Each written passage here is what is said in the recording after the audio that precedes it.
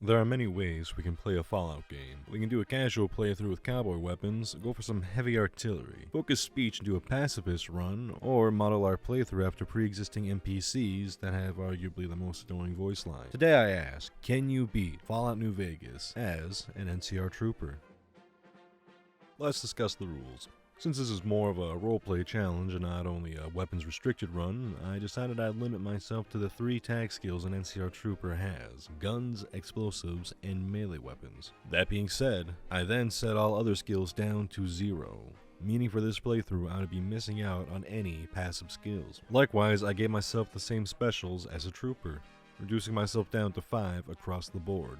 Despite having both explosives and melee weapons as tag skills, the only weapons I'm allowing are the service rifle and fists. I figure most NPCs use their fists anyways if they can't use a firearm. That being said, I am also allowing the use of any form of 5.56mm. I found my getup outside of Black Mountain. There's an NCR trooper laying still there, so I borrowed his drip. I usually use his garb as a means of getting onto the monorail, but this time it'd be more of a cosplay. Oh, the redundancy. As for getting my hands on a service rifle, my best option was waiting for the NCR at Cap McCarran to get into a fight. With the fiends, it would happen without a doubt. Sure enough, some of the boys were on the smoke break and got lit up by a bunch of stormtroopers. I tried my hand at besting some of the local fiends, but ultimately they proved to be too powerful. Turns out you actually need bullets to fire a gun. Who would have thunk it? I purchased some rounds at the gun runners, then made my way back to Cap McCarran. I met with a bounty hunter known as Little Buster.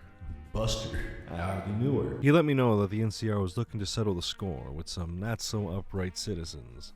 All I had to do was sever the heads of 3 fiend leaders, and then I make some easy money. And you know me, I'd need that money for all the shots I would definitely be missing this playthrough. My first target would be Cook. Luckily we can frenzy him by killing his favorite Brahmin, and then he starts clearing out his subordinates. Though I did run out of bullets and would have to engage in fisticuffs while he burned me to a cool 450 degrees.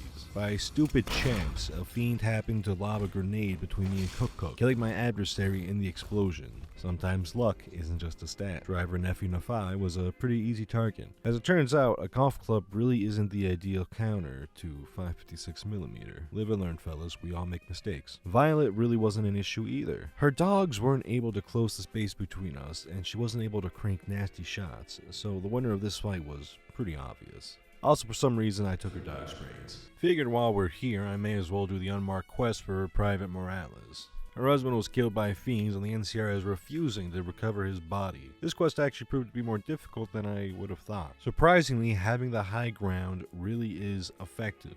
I opted for the cowardly method of running in, taking pot shots, and going back to hiding after. Eventually, I did succeed. I carried the corpse of Ranger Morales back to some nearby soldiers, and they assured me they would handle the rest. The grieving widow gave me a reward, and then I was off on my merry way to the strip. By just entering the Lucky 38, I could trigger joining the NCR, and with that, I met Ambassador Crocker. He told me it was time to bring in the older generation of xenophobes, so I walked on down to our good friend George. As I've said in previous videos, George dies in all timelines. And I met with Pearl. I did want to help the boomers. I really did. But when I got to the array and couldn't repair anything because my skill is 0, and then went to Helios and couldn't scav anything because, well again, my skill is 0, I felt a little discouraged. While at Helios, I did fight my way through the robots and spread power through McCarran and the strip. With a lack of can-do attitude, I decided to do what I do best. I found the elders of the boomers and told them good night. I reported my failure back to Big Man Crocker. He wasn't happy. He wasn't too beat up about it either. He was kind of like a kid on Christmas. He really wanted universal health care but had to settle for the PS5. Next, he wanted me to solve the dispute caused by the Kings. Now, if you know me, the Kings are my favorite faction, so we'll try for a peaceful resolution. I met with Elvis himself, took care of the escort accosting the wonderful men of Freeside, and I found myself playing PI for the King. After careful care and consideration, I figured out that the NCR weren't the bad guys, but in reality, it was Pacer stirring the pot. Then he got himself wound up in a shootout. I resolved matters peaceably so that way the King would owe me. I told him for my favor I wanted peace. This time around, Crocker was happy. It really warms your heart to see the pills are working. I made my way to Boulder City since I'd have to go to Hoover Dam anyways. Decided to play Super Soldier and try and solve the Khan shootout issue. I solved it. Did I solve it well? Well, I solved it. Colonel Moore told me it's time to take the Sneering Imperialist perk and dispose of the Khans. This went down pretty much how you'd expect it.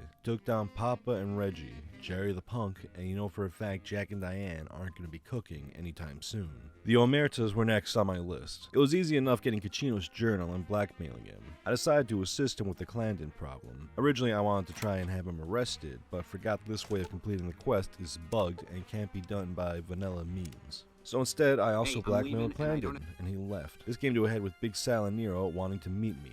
Things ended in a shootout. Chino was killed in the crossfires, so I mean, not a huge loss, in fact, probably the better way to handle this. Finally, I had to rid Vegas of Mr. House. Lacking the science to hack into his computer, I had to go on a little expedition to find the password. After shooting my way through some more robots this playthrough, I was in the clear. With the password in hand, I rushed through the Lucky 38 and ended the beef jerky stick that is Robert House. I'm a little ashamed of this next bit. I could have stocked up on Stimpaks, Stealth Boys, and Turbo, but instead I got stuck at the Brotherhood of Steel portion of the run, and in my frustration I used console commands to bypass this part. Like I said, could have easily done this, as I had plenty of times before, had I just stocked up on meds and gained the codes to blow up the bunker. This is where I failed a challenge that is totally plausible. As punishment, feel free to comment the worst challenge you can think of and I'll get on it. Nonetheless, we do push on.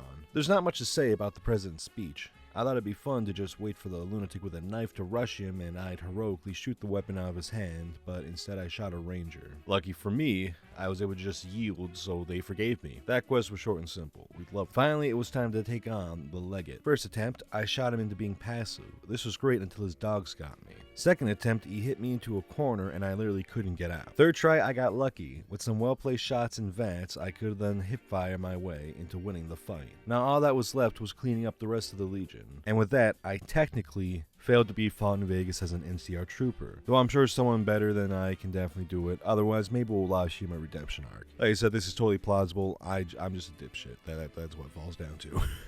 Thanks for watching. Like, comment, and sub to support the channel. And let me know what challenges you want to see in the future. I'll catch you guys next time.